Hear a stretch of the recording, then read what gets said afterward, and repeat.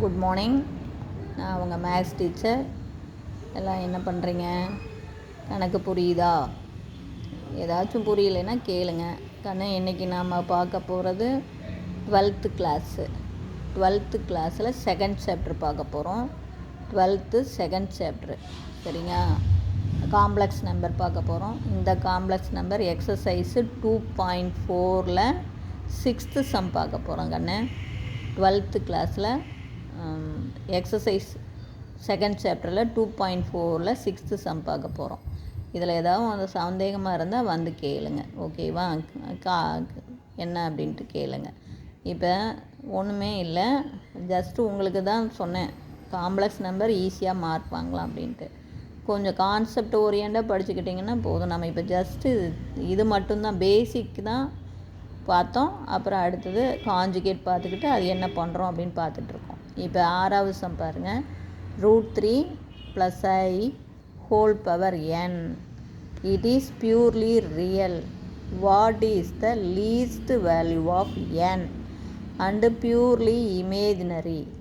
What is the least value of n? அதாவது இது purely ரியலாக இருக்கணும்னா என்னுடைய லீஸ்ட் வேல்யூ என்னவா இருந்தால், எண்ணுக்கு மிக சின்ன மதிப்பு என்ன நீ கொடுத்தீங்கன்னா இது பியூர்லி ரியலாக இருக்கும். அதே மாதிரி எண்ணுக்கு மிக சிறிய வேல்யூ, லீஸ்ட் வேல்யூ என்ன கொடுத்தீங்கன்னா இது பியூர்லி இமேஜினரியாக இருக்கும்.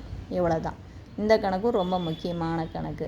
எண்ணுக்கு நீ என்ன வேல்யூ கொடுத்தீங்கன்னா இது ரியலாக இருக்கும், அப்புறம் இமேஜினரியாக இருக்கும் அப்படிங்கிறது. இப்போ ஜஸ்ட்டு பாரு, √3 + i whole power n. First எண்ணுக்கு 1 கொடுக்குறேன். அப்போ √3 + i whole power 1. அடுத்து n 2. அப்போ √3 + i whole squared. அப்போ இது a + b whole squared. அப்போ இதை ஸ்கொயர் பண்ணால் 3. பாருங்கள், √3 ஸ்கொயர் பண்ணும்போது √3 × √3 3 ப்ளஸ்ஸு ஐயை ஸ்கொயர் பண்ணால் i² + 2ab. அப்போ 2√3 i. நம்ம ஃபார்முலா தெரியும், a + b whole square. a² + b² + 2ab. அவ்வளோதான். இதை ஸ்கொயர் பண்ணால் 3 ப்ளஸ் இதை ஸ்கொயர் பண்ணால் i² + 2√3i.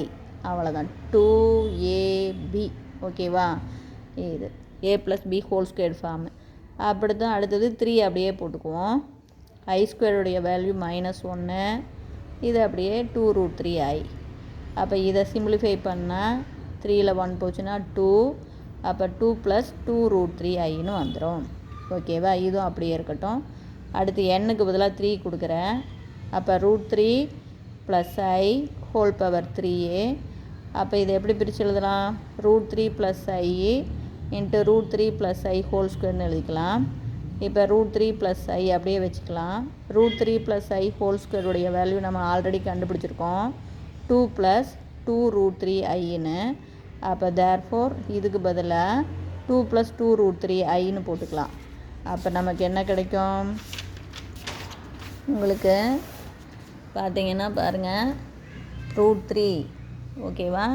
√3 + ia, அதுக்கு 2 + 2√3iன்னு வந்திருக்கு. இப்போ மல்டிபிள் பண்ணலாம்.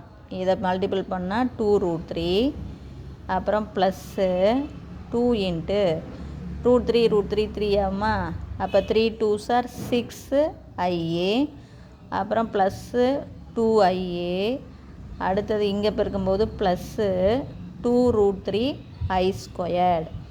ஓகேவா? பாருங்கள், ஒன்றுமே இல்லை. இதை பெருக்கும்போது 2√3. அப்புறம் அடுத்தது இங்கே மல்டிபிள் பண்ணால் √3 3 3 2s are 6ia. அடுத்து இதை பெருக்கும்போது 2ia. இதை மல்டிபிள் பண்ணும்போது 2√3i². i² value -1. அப்போ இது பாருங்கள், ப்ளஸ் 2√3 -1 போட்டு பெருக்குன்னா -2√3. இந்த டேர்மு அடிபட்டு போயிடும். அப்போ 6ia + 2ia நமக்கு 8i. அப்போ எப்போ? Hence n = 3, it is purely imaginary. ஓகேவா? n 3 இருக்கும்போது இது பியூர்லி வந்து என்னவா இருக்கும், இமேஜினரியாக வந்துருச்சு. ரியல் பார்ட் இதில் இல்லை, ரியல் பார்ட்டு கேன்சல் ஆகிடுச்சு. அப்போ n = 6ன்னு நம்ம கொடுத்தோம்னா அப்போ என்ன வரும், 8i, இது 3 தரம் இருக்குன்னா 8i வந்துச்சா, அப்போ 8i × 8i, அப்போ 64i², i²க்கு -1, அப்போ -64. அப்போ இது பியூர்லி ரியல் ஆயிடுது. அப்போ எப்போ, if n = 6 it is purely real. அப்போ வந்து இமேஜினரி தான் நமக்கு அதிலிருந்து தான் ரியல் வருது. n 3ன்னு கொடுத்தா இது இட் இஸ் பியூர்லி இமேஜினரி, n-க்கு 6 கொடுத்தா தான் இட் இஸ் பியூர்லி ரியல். ஓகேவா? 3 எப்படி கண்டுபிடிக்கணும்னு தெரியுதா? 3 ஃபஸ்ட்டு வந்து n-க்கு 1ன்னு போடுங்க. n 1ன்னு போட்டிங்கன்னா கண்ணு அதே தான் வரும் உங்களுக்கு. புரியுதா? பாருங்கள், n-க்கு 1ன்னு போட்டிங்கன்னா √3i² தான். n-க்கு 2ன்னு போடும்போது a + b² ஃபார்மில் அதை ஸ்கொயர் பண்ணி போட்டுக்கணும். 3ன்னு போடும்போது பாருங்கள், அதை பிரித்து எழுதணும், 1 அடுக்கு 2 அடுக்கு. அப்போ √3 + i, இந்த √3 + i² நம்ம கண்டுபிடிச்ச ஆன்சர் 2 + 2√3i அப்படின்னு போட்டுக்கணும், மறந்துடக்கூடாது. அப்புறம் அதை பெருக்கணும். அப்போ அதை மல்டிபிள் பண்ணும்போது உங்களுக்கு என்ன வரும், 8iன்னு வரும். அப்போ therefore n = 3னா இட் இஸ் பியூர்லி இமேஜினரி. அதே இது டபுள் டைம் n = 6ன்னு போட்டால் 8i × ஏன்னா 3 தரம் இருக்கும்போது 8i, மறுபடியும் இன்னொரு 3 தரம் இருக்குன்னா 8i. அப்போ தான் உனக்கு கரெக்டாக வரும். இல்லைன்னா ரியல் பார்ட்டும் இருக்கும், இமேஜினரி பார்ட்டும் இருக்கும். அப்போ therefore உனக்கு -64. அப்போ hence it is purely real ஆயிடுது. இப்போ இது புரிஞ்சுதா? அடுத்தது இந்த 7th chapter. So that 7th sum, exercise 2.4ல் 7th சம். அதாவது 2 + i√3 -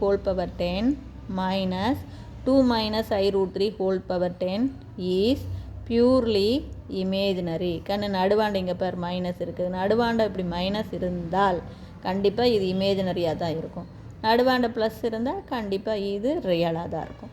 இப்போ இதை கொடுத்துருக்குற இந்த சம்மை நம்ம இசட்டுன்னு பேர் எடுத்துக்கிறோம். அடுத்து இதில் z⁻, அப்போ ஹோல் பார் போட்டுக்கணும். அடுத்து என்ன பண்ணணும், பாரை தனித்தனியாக பிரித்து எழுதிக்கணும்.